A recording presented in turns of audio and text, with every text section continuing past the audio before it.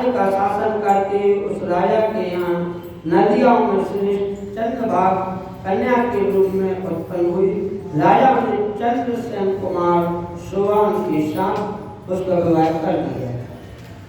एक समय की बात है, सोवान अपने ससुर के घर आए। उसके यहाँ दशमी का दिन आने पर समूचे नगर में ढिंढोरा पिटवाया जा रहा था कि एकादशी के दिन कोई भी भोजन ना करे, कोई भी भोजन ना करे। यह ढिंढोरे की घोषणा सुनकर सोभान ने अपने कार्यकर्ता चंद्रभाग से कहा, प्रिय आप मुझे इस समय क्या करना चाहिए इसकी शिक्षा दो। चंद्रभागा बोले, प्रभु मेरे पिता के घर पर तो एकादशी को कोई भोजन नहीं करता। हाथी घोड़े हाथियों के बच्चे तथा अन्य पशु भी अन्न घास तथा जल तक का आहार नहीं लेते। जल तक का आहार नहीं कर पाते, फिर मनुष्य एकादशी के दिन कैसे भोजन कर सकते हैं। प्राणनाथ यदि आप भोजन करेंगे तो आपकी बड़ी निंदा होगी। इस प्रकार मन में विचार करके अपने चित्त को दृढ़ कीजिए और अपने चित्त को दृढ़ कीजिए। शोभा ने कहा, प्रिय तुम्हारा कहना सत्य है, मैं फिर भी आज उपवास करूंगा। देव का जैसा विधान है वैसा ही होगा। भगवान श्री कृष्ण कहते हैं, इस पर दृढ़ निश्चय करके शोभा ने व्रत के नियम का पालन किया। सदा से उसके शरीर पीड़ा होने लगी, अतः भी बहुत ही दुखी हुए। भूख की चिंता में पड़े, सूर्य अस्त हो गया। रात्रि आई, जो हरि पूजन रामायण पारायण तथा जागरण में आसक्त वैष्णव मुनियों का हर्ष बढ़ाने वाली थी, परंतु रात्रि शोभा के लिए अत्यंत दुखदायी हुई। सूर्योदय होते उसका प्राण पर्यंत हो गया। राजा मुकुंद ने राजपित कष्टा से शोभा का दाह संस्कार कराया। चंद्रभागा पति का परलौकिक कर्म करके पिता के ही घर पर रहने लगी। नव श्रेष्ठ रमा नामक एकादशी के व्रत के प्रभाव से शोभा मचन चल के शिखर पर बसे हुए परम रमणीय देवता को प्राप्त हुआ। वहाँ शोभा द्वितीय कुबेर की भांति शोभा पाने लगा।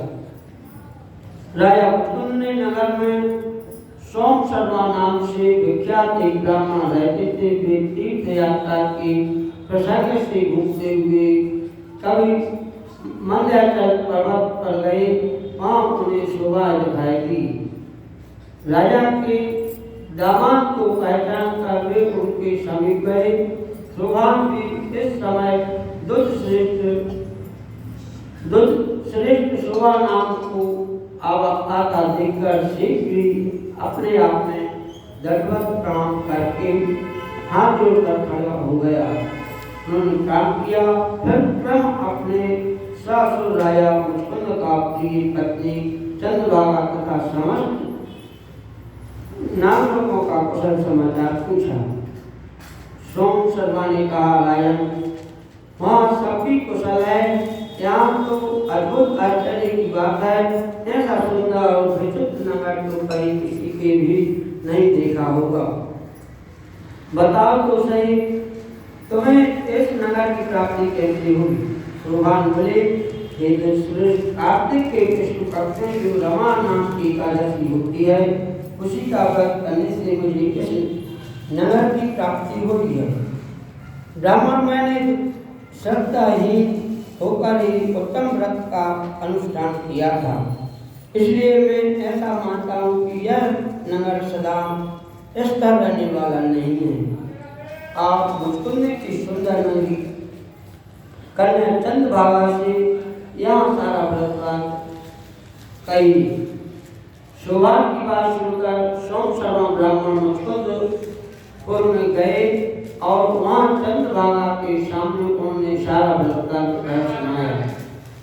सोम शर्मा बोले, सुबह मैंने तुम्हारे पति को प्रत्यक्ष देखा है तथा इंद्रपुरी के समान उनके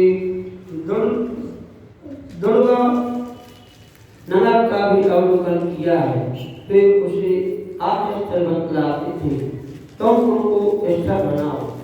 चंद्रभागा ने कहा, ब्रह्म ऋषि, मैंने मन में पति के दर्शन की लालसा लगी हुई है, आप मुझे वहां ले चलिए। मैं अपने व्रत के पुण्य से उस नगर को स्थिर बना दूंगी।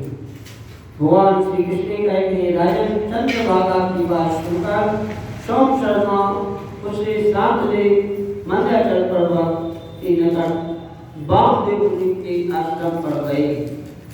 वहाँ ऋषि के मंत्र की शक्ति तथा एकादशी सेवन के प्रभाव से चंद्रभागा का शरीर दिव्य हो गया तथा उसने दिव्य गति प्राप्त कर ली। इसी के बाद वह पति के समीप गई। उस समय उसके नेत्र हर्ष उल्लास से खिल रहे थे। अपनी प्रिय पत्नी को आए देख शोभा को बड़ी प्रसन्नता हुई। उन्होंने उसे बुलाकर अपने बाग में सिंहासन पर बैठाया।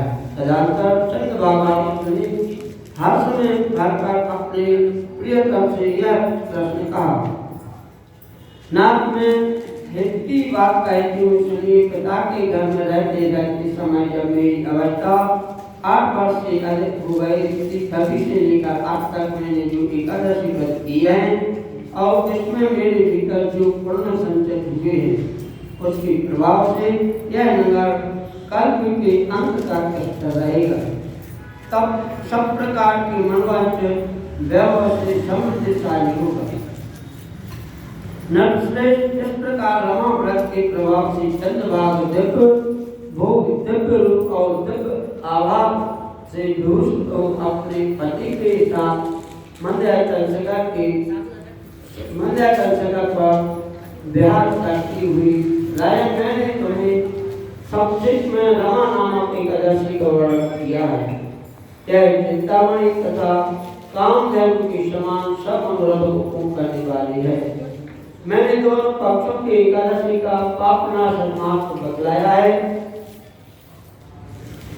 जैसे कृष्ण पक्ष की एकादशी है, वैसे ही शुक्ल पक्ष की भी एकादशी, उसमें भेद नहीं करना चाहिए। जैसे सफेद रंग की गाय हो या काले रंग की, दोनों का दूध एक सा नहीं होता है। इसी प्रकार दोनों पक्षों की एकादशी समान फल देने वाली है।